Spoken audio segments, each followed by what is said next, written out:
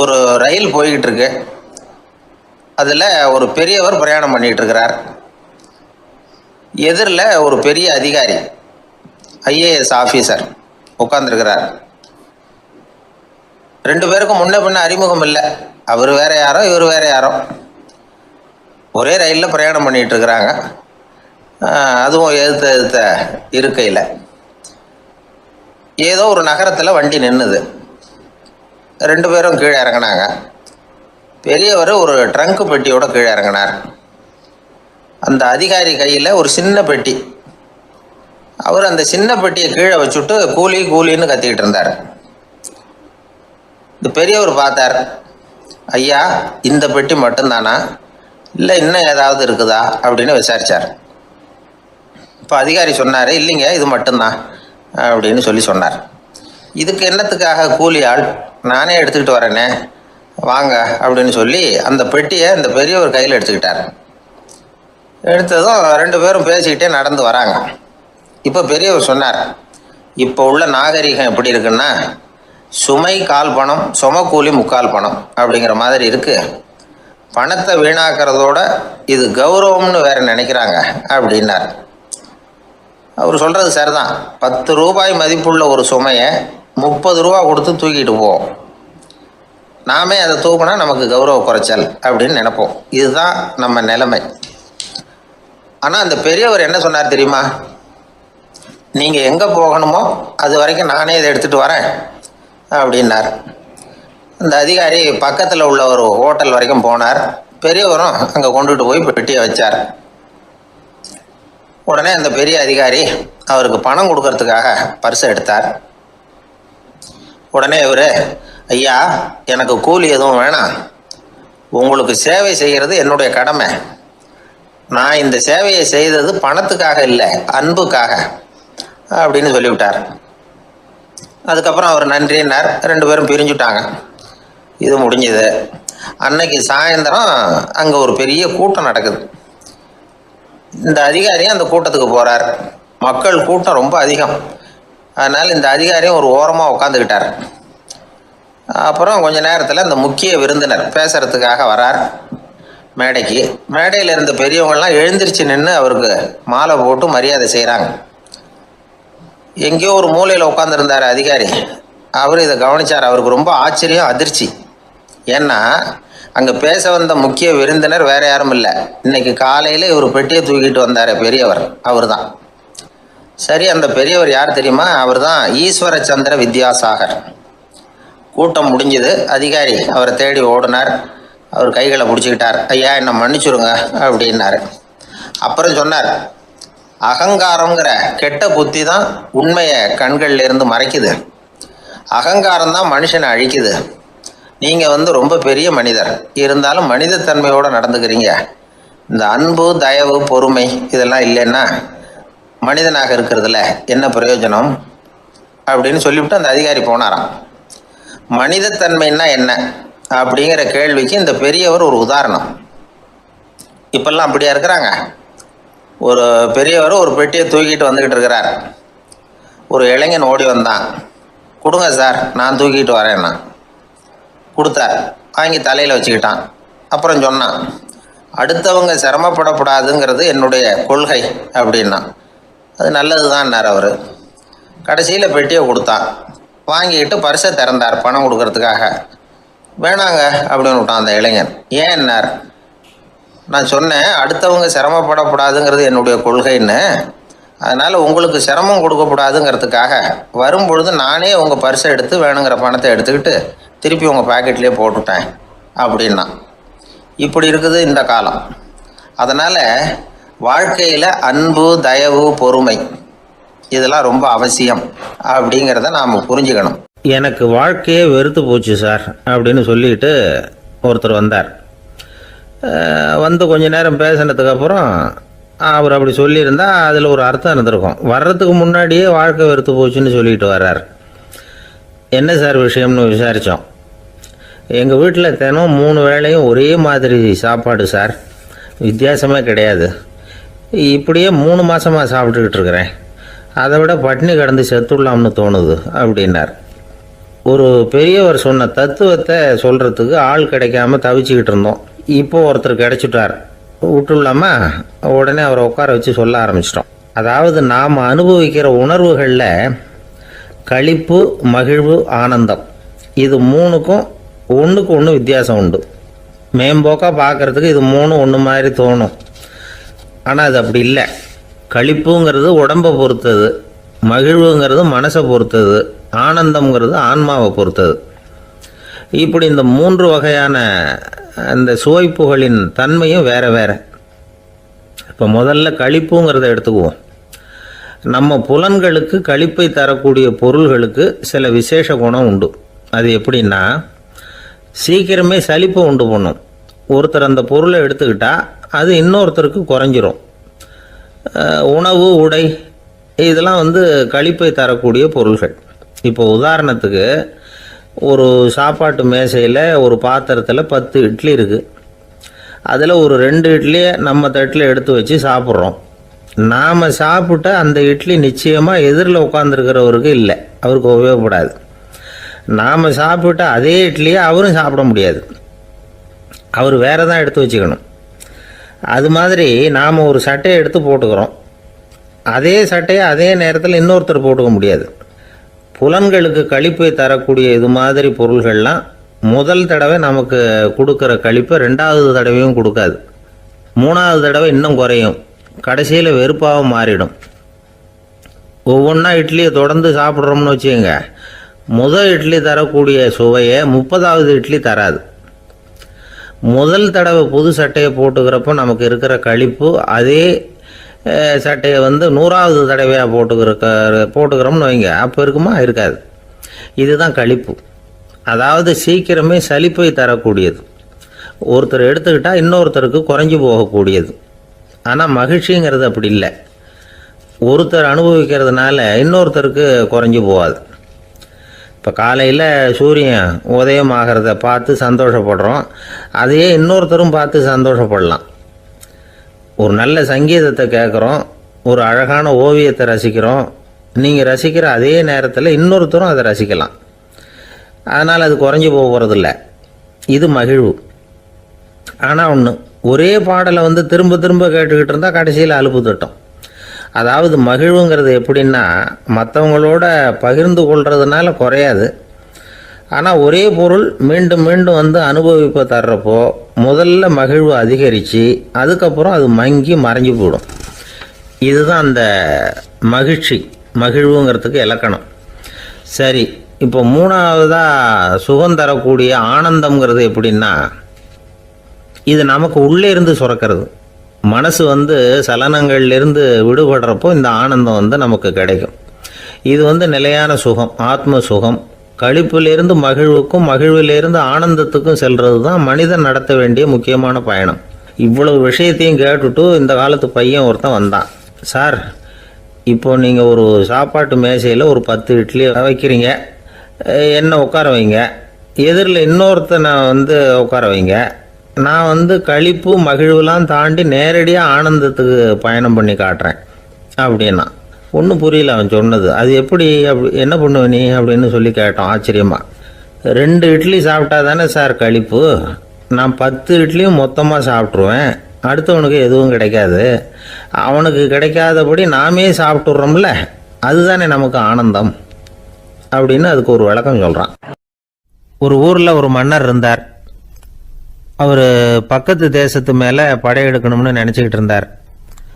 அதையும் தன்னுடைய நாட்டோட சேர்த்துக்கணுங்கிற ஆசை. எப்போ படையெடுக்கலாம்னு யோசிச்சுக்கிட்டு இருந்தார். இப்படி யோசிச்சுக்கிட்டு இருந்த சமயத்தில் ஒரு பெரியவர் அவரை தேடிட்டு வந்தார். அவர் அடிக்கடி வருவார், அவர்கிட்ட பேசிக்கிட்டு இருப்பார். இப்போவும் அப்படி தான் வந்தார். என்ன மன்னா யோசனைன்னாரு. இவர் தன்னுடைய யோசனையை சொன்னார்.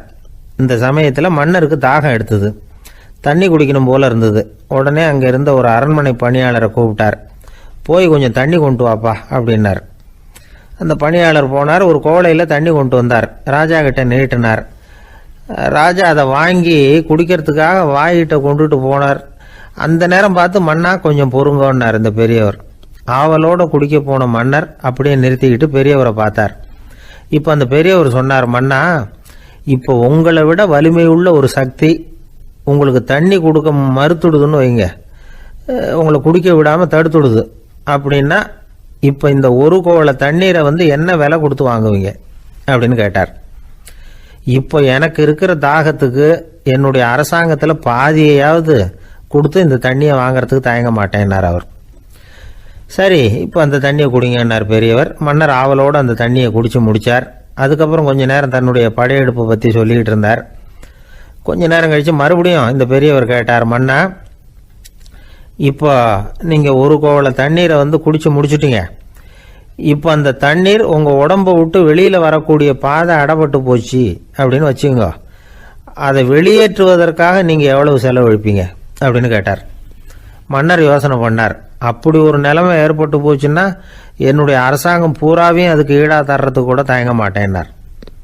இப்போ அந்த பெரியவர் சொன்னார், எந்த அரசாங்கத்தின் மதிப்பு ஒரு கோவலை தண்ணீர் அளவுக்கு கூட இல்லையோ அந்த அரசாங்கத்தை அடையணுங்கிற பேராசையில் மனிதர்கள் தங்களுடைய சகோதரர்கள் கூடவே சண்டை போட்டுக்கிறாங்களே, அதில் ஏதாவது அர்த்தம் இருக்குதா அப்படின்னாராம். மன்னருக்கு இப்போ தான் அர்த்தம் புரிஞ்சுதான். மனசில் தெளிவு உண்டாச்சு. தன் மனசுக்குள்ளே உண்டான வெறியை விரட்டி அடிச்சு விட்டார். அதுக்கப்புறம் நிம்மதியாக ஆட்சி புரிஞ்சார். இப்படி ஒரு கதை. உயிருக்கு என்ன விலை கொஞ்சம் யோசனை பண்ணி பாருங்கள். ஆனால் அது இப்போ எவ்வளோ மலிவாக போயிட்டுது, அதையும் யோசனை பண்ணி பாருங்களேன். ஆசை பேராசையாக மாறுது, அப்புறம் அது வெறியாக ஆகுது, அதுக்கப்புறம் பைத்தியம் பிடிக்குது. இந்த காலத்து மனிதர்களுக்கு 2 விதமான பைத்தியம் பிடிச்சிருக்கிறதாக ஒரு பெரியவர் சொல்கிறார். ஒன்று பணம், இன்னொன்று அதிகாரம். இதெல்லாம் எவ்வளவு காலத்துக்கு நீடிக்கும்? ஒரு சர்வாதிகார நாட்டில் 3 பேர் ஜெயிலில் இருட்டு அறையில் பேசிக்கிட்டு இருக்கிறாங்க.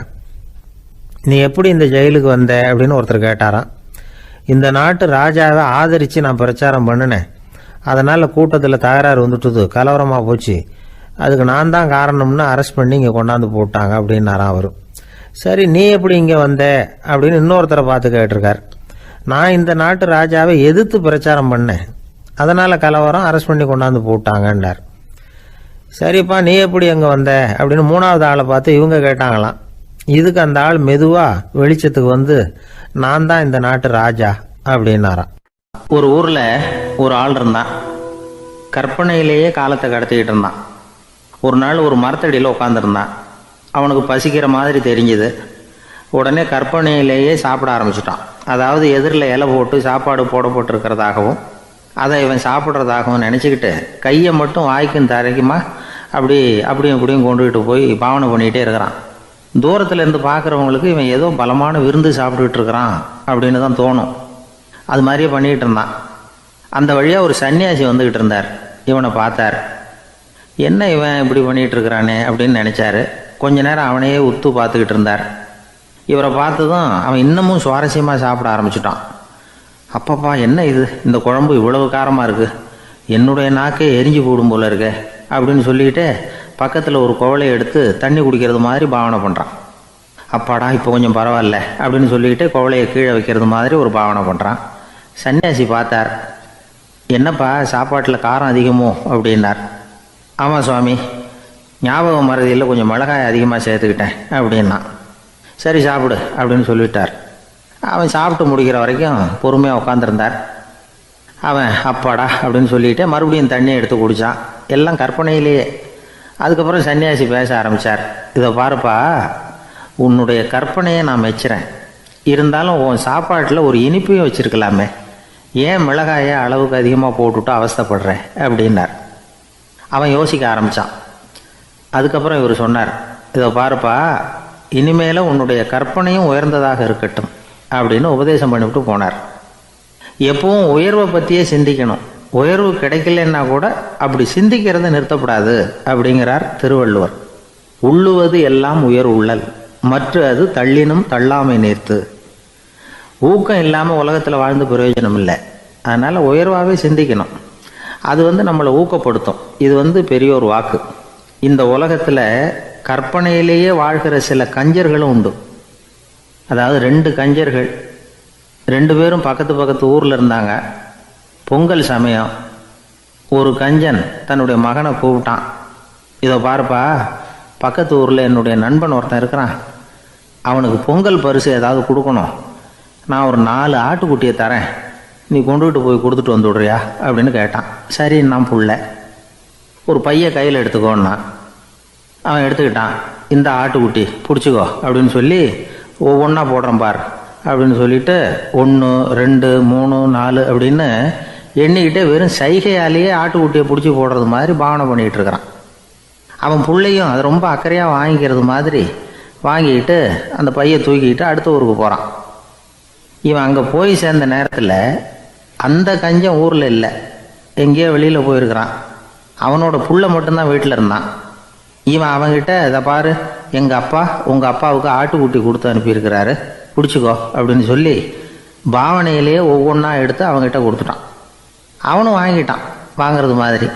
அப்புறம் சொன்னான், சரிப்பா நானும் பதிலுக்கு ஏதாவது ஒன்றுகிட்ட கொடுக்கணும் இல்லையா, அதனால் அந்த பையை பிடி, ஒரு 10 எலுமிச்சம்பழம் தரேன், பதிலுக்கு அதை நீ எடுத்துகிட்டு போ அப்படின்னு சொல்லி கையாலேயே ஒவ்வொன்றா எடுத்து போடுறது மாதிரி பாவனை பண்ணிவிட்டான். அவனும் ரொம்ப நன்றி அப்படின்னு சொல்லிவிட்டு அதை வாங்கிட்டு போயிட்டான். கொஞ்ச நேரம் கழித்து வெளியில் போயிருந்த அப்பங்காரன் திரும்பி வந்தான். உள்ள சொன்னான், அப்பா உன்னோட நண்பர் அவருடைய மகன் மூலமாக உனக்கு 6 ஆட்டுக்குட்டி கொடுத்து அனுப்பியிருந்தார், நானும் பதிலுக்கு ஒரு 10 எலுமிச்சம்பழம் கொடுத்து அனுப்பியிருக்கிறேன் அப்படின்னா. எப்படிடா கொடுத்தேன்னு கேட்டார் அப்பா. இப்படி தான் கொடுத்தேன்னு சொல்லி சைகையிலேயே காட்டினான். இதை பார்த்ததும் அப்பங்காரனுக்கு பயங்கரமாக கோபம் வந்துட்டுது. பலார்னு அரைஞ்சுட்டான் பையனை. ஏன்ப்பா அரைஞ்ச? 10 எலுமிச்சம்பழம் கொடுத்துட்டேனே அப்படிங்கிறதுக்காகவா அப்படின்னு கேட்டான். அது கூட பரவாயில்ல, நீ காட்டுற சைகையை பார்த்தா ஆரஞ்சு பழம் சைஸுக்கு இருக்குதே, அவ்வளவு பெருசாக ஏன் கொடுத்த? அதுதான் எனக்கு கோபம் அப்படி. ஒரு பெரிய தத்துவ சிந்தனையாளர் இருந்தார், சுவாங்சு அப்படின்னு பேர். அவருடைய மனைவி ஒரு நாள் திடீர்னு காலமாயிட்டாங்க. ஐயோ பாவம், அவர் ரொம்ப வருத்தப்படுவார், போய் ஆறுதலாக 4 வார்த்தை பேசிவிட்டு வரலாம் அப்படின்னு நினச்சிக்கிட்டு நிறைய பேர் அவரை தேடிட்டு வந்தாங்களாம். வந்தவங்களுக்கு ஆச்சரியம், ஏன்னா இவர் வருத்தப்பட்டுக்கிட்டு இருப்பார் அப்படின்னு தானே எதிர்பார்த்தாங்க. அப்படி இல்லை, தாளம் போட்டுக்கிட்டு உட்காந்துருக்கிறார், தாளத்துக்கு தகுந்த மாதிரி பாட்டு வேறு பாடிக்கிட்டு இருக்கிறார். என்ன மனுஷன் அவர், கொஞ்சம் கூட கவலை இல்லாமல் இப்படி இருக்கிறாரு அப்படின்னு நினச்சாங்க. ஒருத்தர் துணிஞ்சு அவர்கிட்ட கேட்டுவிட்டார், என்னங்க இது இப்படி அப்படின்னு. அதுக்கு அவர் என்ன சொன்னார் தெரியுமா? இதை பாருங்கள், என்னுடைய மனைவி பிறக்கிறதுக்கு முன்னாடி அவளுக்கு உயிரும் கிடையாது உடலும் கிடையாது, அதுக்கு பிறகு தான் உயிர் வந்தது, உடல் வந்தது, அந்த உருவம் வந்தது. இப்போ என்ன ஆச்சு? அந்த உருவமும் உயிரும் போயிட்டுது, அவ்வளவுதானே. வந்தது போயிட்டுது. இளவேனில் காலம், இலையுதிர் காலம், பனிக்காலம், இப்படி பருவங்கள் மாறி மாறி வருது இல்லையா? அது மாதிரி பிறப்பும் இறப்பும் மாறி மாறி வருது, இது இயற்கை.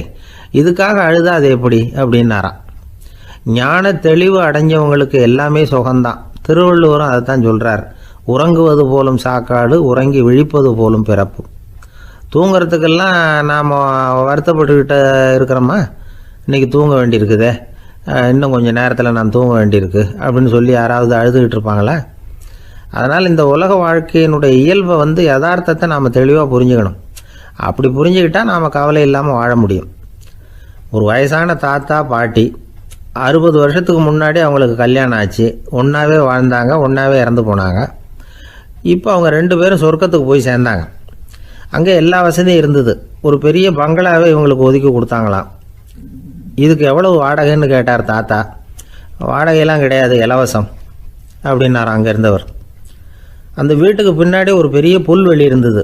இதில் விளையாட ஏதாவது கட்டணம் உண்டான்னு கேட்டிருக்கார் தாத்தா. அதெல்லாம் ஒன்றும் கிடையாது, பணம்லாம் கட்ட வேண்டியதில்லை அப்படின்னார் அவர். பக்கத்தில் ஹோட்டல் மாதிரி ஒரு பெரிய கட்டடம், உள்ள சாப்பாட்டு மேஜைகள், அது மேலே விதவிதமான பலகாரங்கள். சாப்பாட்டுக்கெல்லாம் எவ்வளவு அப்படின்னு விசாரிச்சாராம் தாத்தா. அதுதான் சொன்னேனே, இங்கே எல்லாமே இலவசம்தான், எது வேணும்னாலும் சாப்பிட்லாம், எவ்வளவு வேணும்னாலும் சாப்பிட்லாம் அப்படின்னாராம். நீங்கள் சொல்கிறீங்க அப்படி, ஆனால் நான் சர்க்கரை சேர்த்துக்கக்கூடாது, உப்பு சேர்த்துக்கக்கூடாது, பாட்டி கையால் எப்பவும் பத்திய சாப்பாடு தான் அப்படின்னாராம் தாத்தா. இதை பாருங்கள், இங்கே உங்களுக்கு அந்த கவலையும் வேண்டியதில்லை. இங்கே நீங்கள் ஸ்வீட்டு சாப்பிட்லாம், காரம் சாப்பிட்லாம், உங்களுக்கு எந்த நோயும் வராது அப்படின்னாராம் அங்கே சொர்க்கத்தில் இருந்தவர்.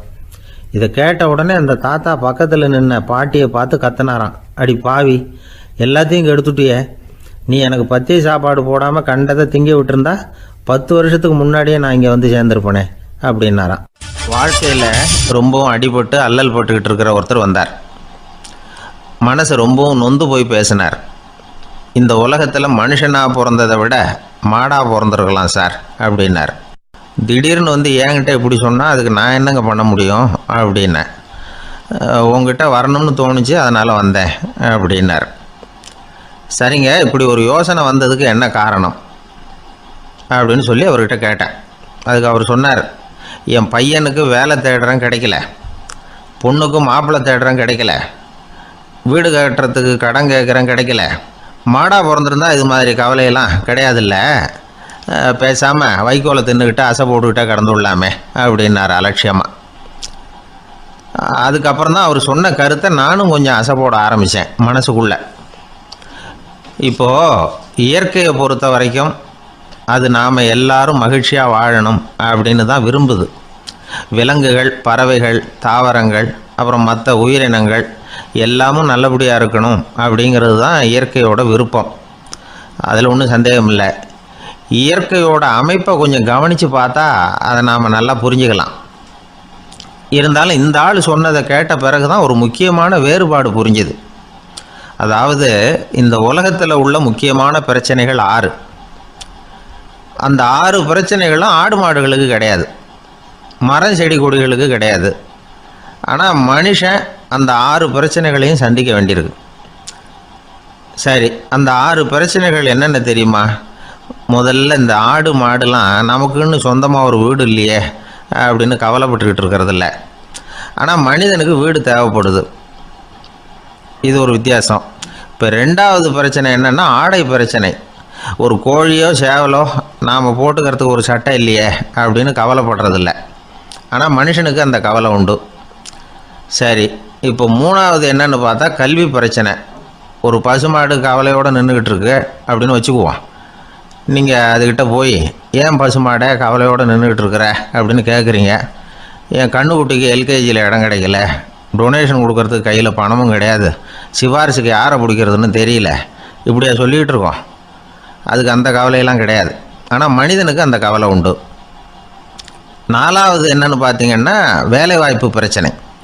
வேலை கிடைக்கலையே அப்படின்னு வேப்ப மரம் கவலைப்படுறதில்ல, ஆனால் மனுஷன் கவலைப்படுறான். 5வது என்னன்னு பார்த்தா கல்யாண பிரச்சனை. எருமை மாடு பசு மாடு எல்லாம் பொண்ணுக்கு மாப்பிள்ளை தேடிட்டாலே இது பேப்பரில் மணமகன் தேவை அப்படின்னு விளம்பரமாக கொடுக்குது, அதெல்லாம் கிடையாது. 6வது என்னன்னு பார்த்தீங்கன்னா பணம் சம்பந்தமான பிரச்சனை. ஆடு மாடுலாம் பணத்தை சேமிக்கணும்னோ ஏதாவது நிதி நிறுவனத்தில் முதலீடு பண்ணணும்னோ நினச்சிக்கிட்டு இருக்கிறதில்ல. பணத்தை எப்படி காப்பாற்றுறது அப்படிங்கிற கவலையும் அதுகளுக்கு கிடையாது. குதிரை வந்து குழம்போடு பிறக்குது, அதனால் அது காடு மேடெல்லாம் கவலை இல்லாமல் தெரியலாம். ஆடு வந்து உடம்புல ரோமத்தோடு பிறக்குது, அதனால் அது குளிரை பற்றி கவலைப்பட வேண்டிய அவசியம் இல்லை. ஆனால் மனுஷனை பார்த்திங்கன்னா அவன் தான் ஒன்றுமில்லாமல் பிறக்கிறான். ஏன் இந்த பாகுபாடு அப்படின்னு கேட்டால் இதை பற்றி கொஞ்சம் சிந்திச்சு பார்க்கணும்.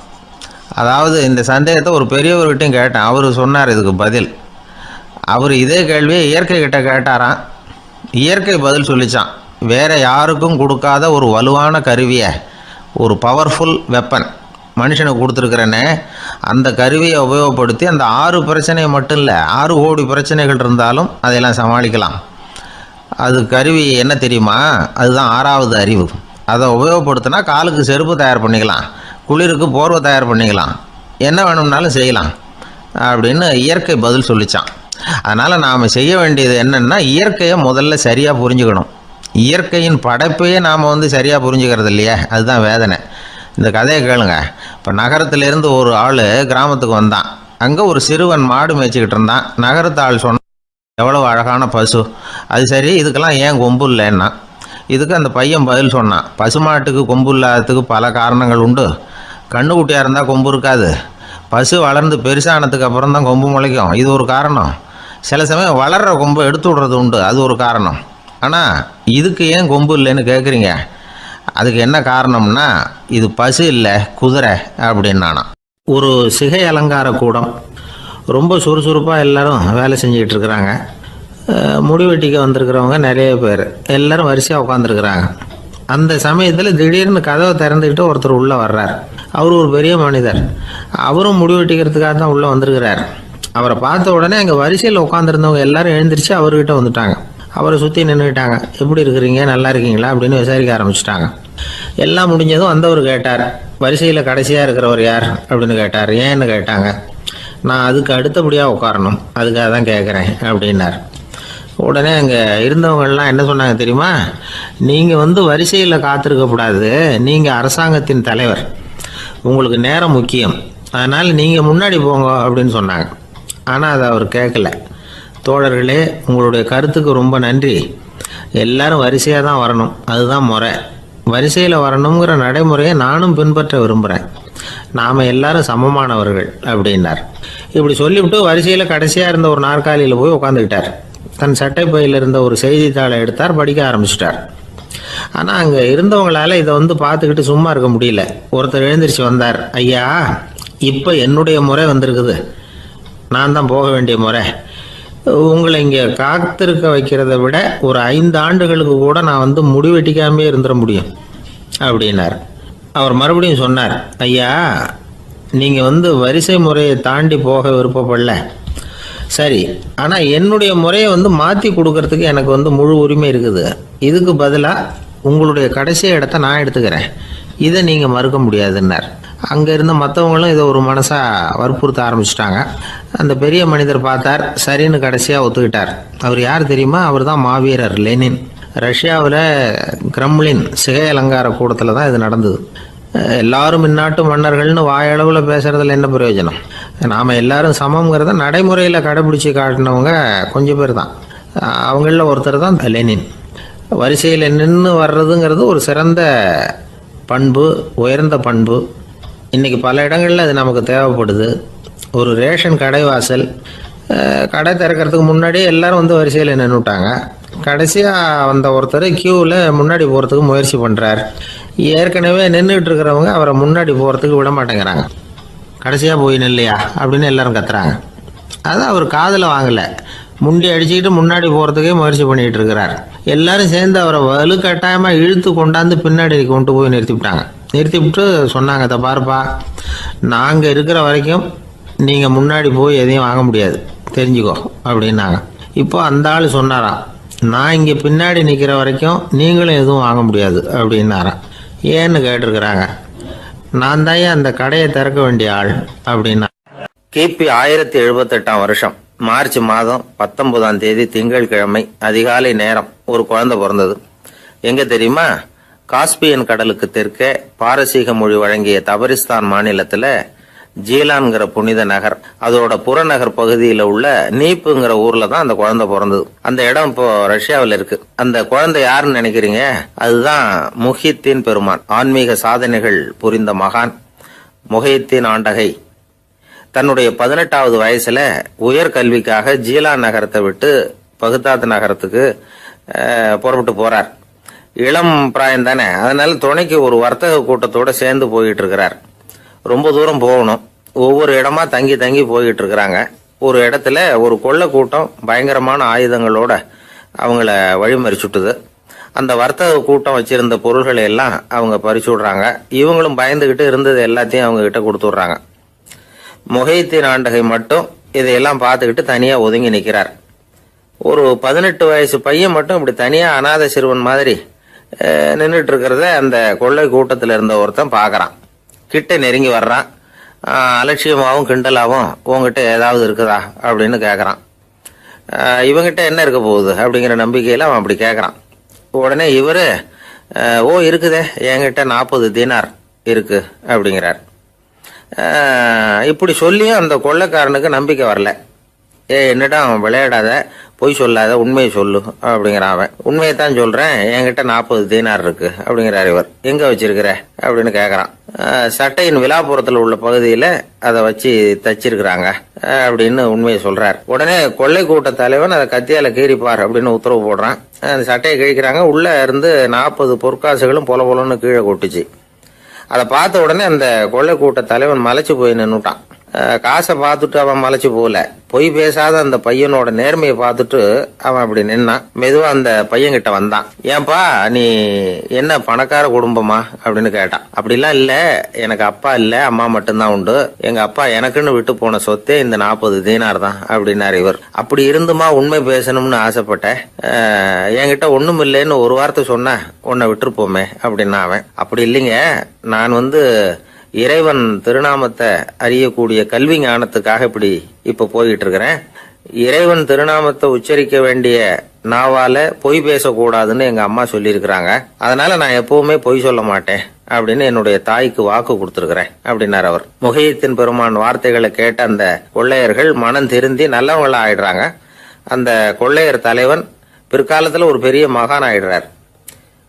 பெரியவர்கள் வாழ்க்கையில நடக்கிற இது மாதிரி சம்பவங்கள் தான் நாம நல்ல விதமா வாழறதுக்கு துணையா இருக்கும். அந்த காலத்துல கொள்ளையர்களே பெரியவங்க செயலை பார்த்து மனம் திருந்தி இருக்கிறாங்க. இந்த காலத்துல யார் இப்படி இருக்கிறா? இந்த காலத்துல மகான் ஒருத்தரை பார்த்தேன், எனக்கு வேண்டியப்பட்ட மகான். ஏங்க நீங்களும் மகான் ஆகிறதுக்கு முன்னாடி கொள்ளை அடிச்சுட்டு இருந்தீங்களா அப்படின்னு கேட்டேன். அவர் மெதுவா கண்ணை திறந்து என்ன நிமிர்ந்து பார்த்தார். அப்படி இல்லப்பா, நான் கொள்ளை அடிக்கிறதுக்காகத்தான் மகானாவே ஆகி இருக்கிறேன் அப்படின்னு சொல்லிவிட்டு மறுபடியும் கண்ணை மூடிட்டார்.